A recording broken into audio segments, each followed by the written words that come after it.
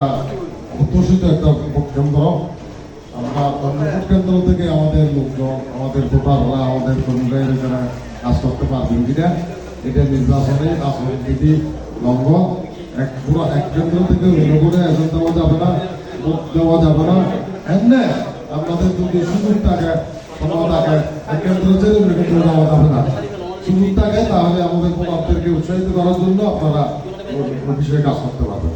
তবে এক কেন্দ্র থেকে অন্য কেন্দ্রে কোনো অবস্থাতে ভোট দেওয়া যাবে না এবং এজেন্ট দেওয়া যাবে না, এটা নিয়ম।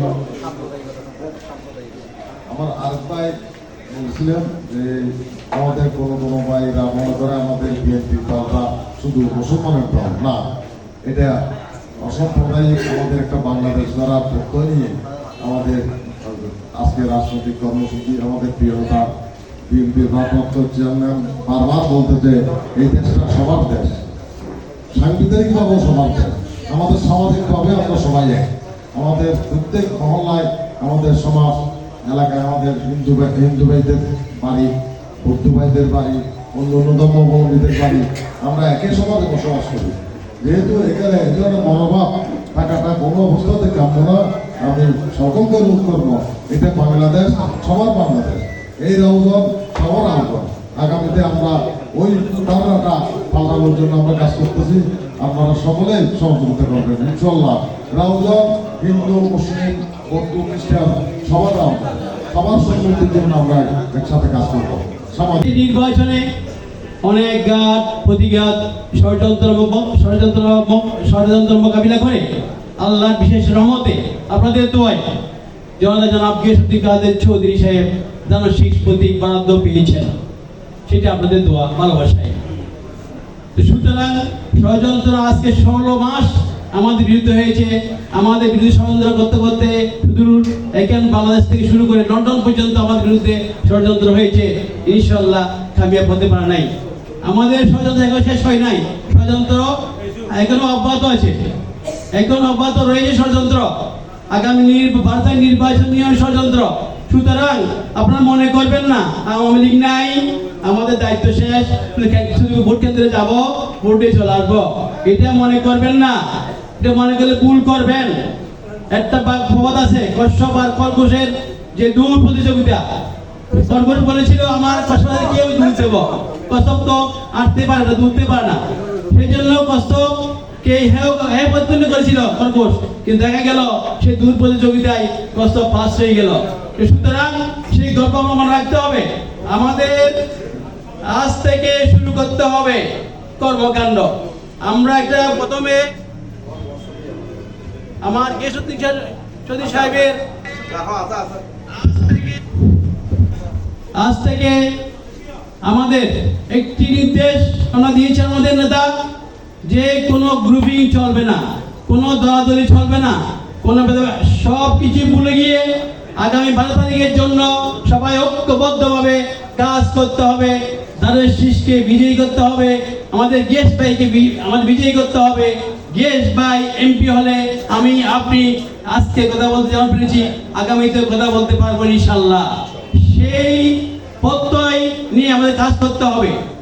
একটা কথা এসেছে, কেন্দ্রে আমাদের শুধু ভোট দিয়ে চলে গেলে হবে না। আমাদের সাইডটা যদি বুথ থাকে, ওইখানে আমরা 4 2 8 জনের আমরা এজেন্ট দেবো।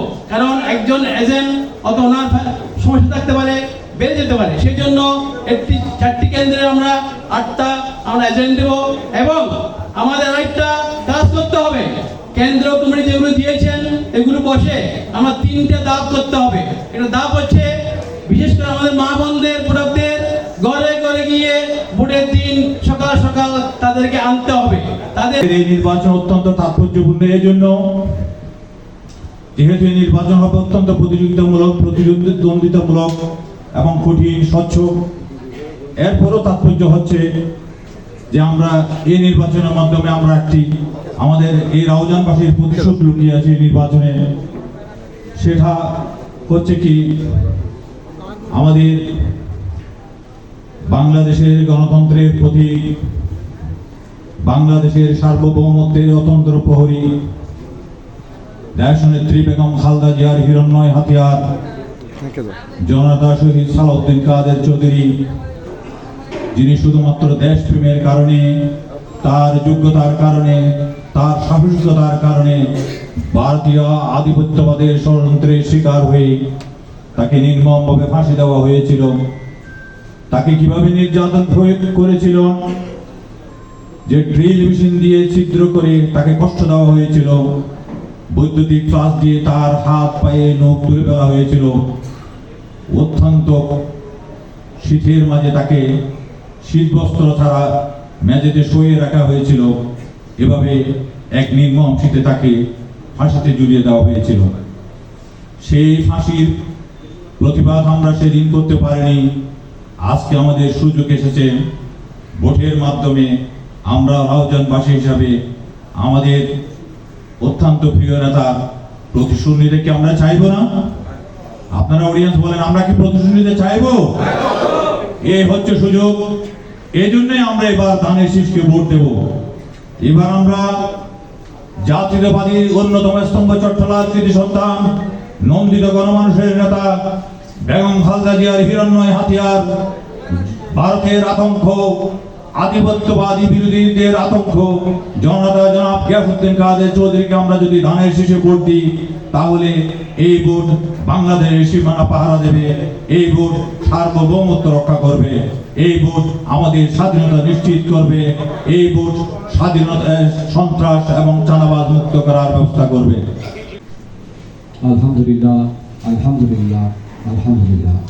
স্মরণ করছি উপমহাদেশের প্রখ্যাত নেতা আলহাজ সালাউদ্দিন, শহীদ সালাউদ্দিন কাদের চৌধুরীকে।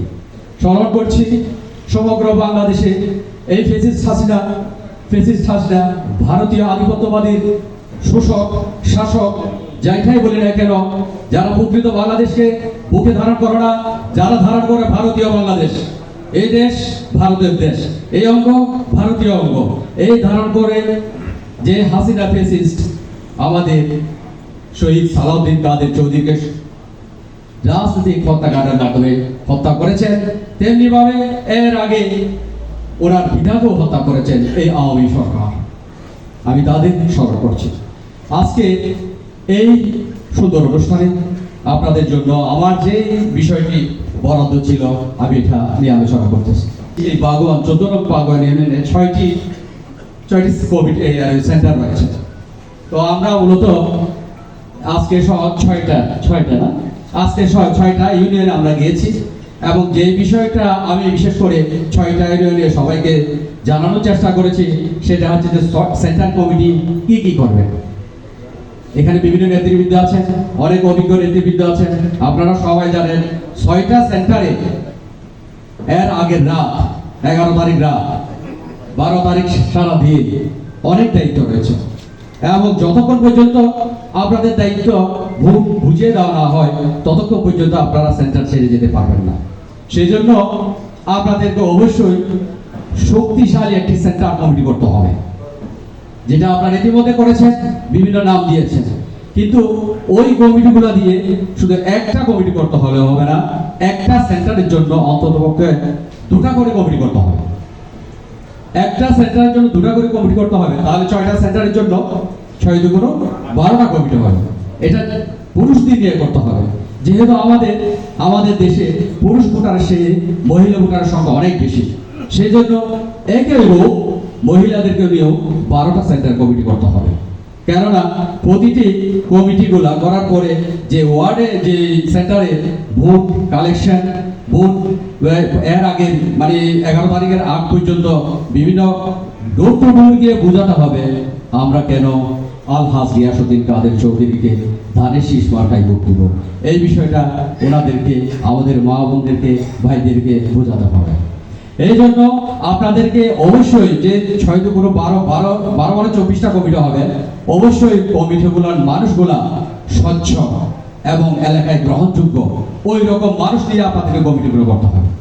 এবং ওই কমিটিগুলোর মধ্যে দেখা যাচ্ছে যে 2010 থেকে বা 2009 থেকে 5 আগস্টের আগ পর্যন্ত এখানে অনেক নেতৃবৃন্দ হয় বাড়িতে থাকতে পারেন নাই, ভোট দিতে পারতে পারেন নাই।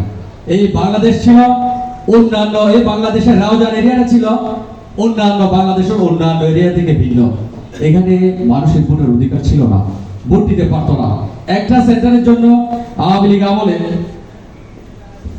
5 জন বা 3 জন মানুষ ছিল হলে যথেষ্ট। ওই 3 জনের সবার ভোট দিয়ে দিছে, বাকিদেরকে চাইতে 14 নং বাগওয়ান ইউনিয়ন কর্তৃক আয়োজিত প্রশিক্ষণ কর্মশালার সম্মানিত সভাপতি, সম্মানিত প্রধান অতিথি এবং কর্মশালার প্রভাবশালী সদস্যবৃন্দ এবং বাংলাদেশ জাতীয়তাবাদী দলের সম্মানিত নেতৃবৃন্দ, আসসালামু আলাইকুম।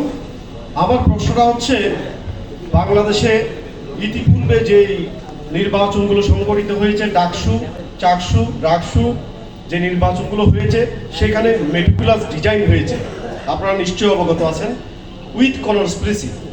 আপনারা এতক্ষণ যারা বক্তব্য রেখেছেন, আমি মেটিকুলাস ডিজাইন আর কনস্পিরেসির বিষয়ে একটি শব্দও বললেন না।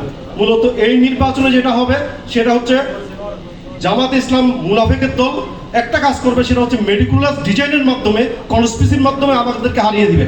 2008 সালের নির্বাচনে 1 নম্বর ওয়ার্ডে আমি প্রথম সমন্বয়ক ছিলাম। যেভাবে আমরা এই ওয়ার্ডের মধ্যে আওয়ামী লীগের সর্বোচ্চ শক্তি নিয়ে এই ওয়ার্ডে ভোট নিয়েছিল, ওই সময় আমরা 56 ভোটে আমরা ডিবেট হয়েছিলাম। যে 56 ভোট ডিবেট খেয়েছিলাম কেন? এই ওয়ার্ডের মধ্যে বড় বড় যারা আওয়ামী লীগ ছিল তারা এই ওয়ার্ডের নেতৃবৃন্দ, তারা আওয়ামী লীগের। এই সময়ে আমরা এদের সাথে জীবন যুদ্ধ করে রেখে আমরা ভোট করেছি, সুষ্ঠুভাবে আমরা ভোট নিয়েছি, তারপরেও আমরা হেরে গেছি। কারণটা হচ্ছে আমাদের দুর্বলতা হচ্ছে, যখন আমরা হারে যাওয়ার পথে তখন আমাদের নেতৃবৃন্দরা পালিয়ে গেছে সুরাট ছেড়ে। কারণ ওই সময় শেষ অবস্থায় ছিল, কারণ যখন ওই সময় যদি আমাদেরকে কেউ পাইতো তাহলে আমাদেরকে মারধর করা হতো। আমরা সেই জন্য আমরা ছিটটা নিয়ে আমরা চলে গেছি। তারপরেও এই এলাকার মধ্যে আমরা বিএনপির জন্য প্রভাব বিস্তার করে রেখেছি। আওয়ামী লীগ থাকার পরেও, আওয়ামী লীগের এত বড় বড় নেতা থাকার পরেও আমরা আমার প্রশ্ন হচ্ছে, আমি 1 নম্বর ওয়ার্ডের ভোটার, আমার প্রশ্ন হচ্ছে এখানে নতুন করে যেটা অনলাইনে ভোট হবে, ওই ভোটে কিভাবে আপনারা অনলাইনের ভোটটা, যখন অনলাইনের ভোটের মধ্যে তো আপনার এদিক হইতে হয়ে যায়, সাইবার হামলা হয়, কিন্তু এই সাইবার হামলাটা কিভাবে আপনারা বন্ধ করবেন? কিভাবে আমরা সাইবার হামলা থেকে আমরা বাঁচতে পারবো? কারণ এইবার মানুষ ভোট দিবে সাইবার অনলাইনে, ওই অনলাইনের ভোটটা তো আমরা তো করতে পারবো না। এখানে এই জন্য আমি নেতৃবৃন্দের উদ্দেশ্য করে বলছি, যখন এখানে একটা টাইম অনলাইনের একটা টিম গঠন করে সর্বাক্ষণিক অনলাইনে থাকার জন্য আমি আপনাদের কাছে উদ্দেশ্য করে বলছি। সবাইকে ধন্যবাদ। আসসালাম। একটি পরামর্শ হচ্ছে যে আমরা 96 সালের একজন, আমার কেন্দ্র, আমার নাম হচ্ছে মোহাম্মদ ইয়াকুব আলী, আমি পাঁচকাইন সরকারি দরগা প্রাথমিক বিদ্যালয় কেন্দ্রের একজন কর্মী। আমি 96-ও নির্বাচনে একজন কর্মী হিসেবে কাজ করেছি, 2001 সালে কাজ করেছি, 2008 সালেও একজন প্রধান এজেন্ট হিসেবেও কাজ করেছি। আমার একটা সুনির্দিষ্ট প্রস্তাব হচ্ছে, আমার ভাই একটি সুন্দর প্রস্তাব দিয়েছে, এবার 2টা কমিটি হবে এই নির্বাচন, অর্থাৎ পরিচালনা কমিটি, যাতে আমরা সেন্ট্রাল কমিটি বলতেছি, সম্মিলিতভাবে 2টা সেন্ট্রাল কমিটি করতে হলে আমাদের 171 জন বা 130 জন কমিটি আমরা লিস্ট জমা দিয়েছি। ওইভাবে আমরা 2টি কমিটি করতে আমাদের একটা অনীহা আসবে, যেহেতু মাঠ পর্যায়ে আমরা কাজ করব, এতগুলি কর্মী, এতগুলি নেতৃবৃন্দ আমরা পাওয়া সম্ভব না। আমি মূলত আমার প্রস্তাব হবে, ভোট কেন্দ্র পাহারা দেওয়ার জন্য, ভোটের সার্বিক পরিচালনা করার জন্য একজন তো নিশ্চয়ই কেন্দ্রে একটি প্রধান নির্বাচন এজেন্ট হবে, তার পাশাপাশি 5 জনকে রাখার জন্য। সে হয়তো অসুস্থ হতে পারে, সে গ্রেপ্তার হতে পারে, সে হয়তো মৃত্যুবরণ করতে পারে, তার অনুপস্থিতিতে 5 জনের মধ্যে যে কোনো একজন ভূমিকা পালন করবে। এইভাবে 5 জন করে দিলে মনে হয়, অথবা 10 জন করে দিলে কেন্দ্রটা সুরক্ষিত হবে, মজবুত হবে, ধরে রাখতে পারবো আমরা। কি জন্য 7 জন, 8 জন, 9 জন হয়ে যেতে পারে। আমরা আমাদের প্রতিপক্ষ প্রার্থীকে কোনো অবস্থাতে ছোট মনে করতে পারবো না। যেমন মনে করেন, অনেক আওয়ামী লীগ সন্ত্রাসীরা, অনেক দলীয় সন্ত্রাসীরা এখনো গুপ্তি মারি আছে, তারা কৌশল করতেছে, তারা বুদ্ধি করতেছে, যাতে ষড়যন্ত্র ওদের শেষ নাই। নমিশন আনার সময় ষড়যন্ত্র, ভোট হওয়ার সময় ষড়যন্ত্র করবে। তাই আপনাদেরকে সচেতন থাকতে হবে। কোনো গ্রুপিং করা যাবে না, কোনো দলাদলি করা যাবে না। ঐক্যবদ্ধভাবে একসাথে খাটে হাত মিলিয়ে আপনাদের নির্বাচন করতে হবে।